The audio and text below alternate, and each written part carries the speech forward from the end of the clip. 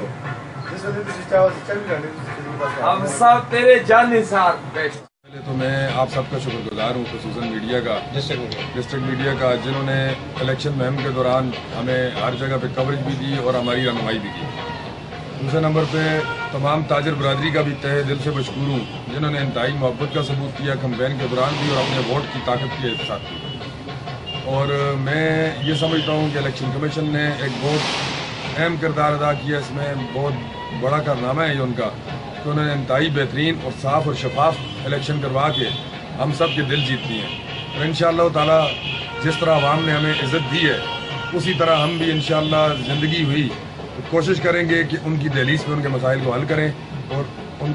کی عزتوں کو پامال ہونے سے بچایا جائے. بہت بہت آج ہمارے مرکزی اور مقامی لاری اڈا کے انجمن تاجران کے عہدیداران اپنی شاندار کامیابی کے بعد ڈسٹرکٹ میڈیا مانسہرہ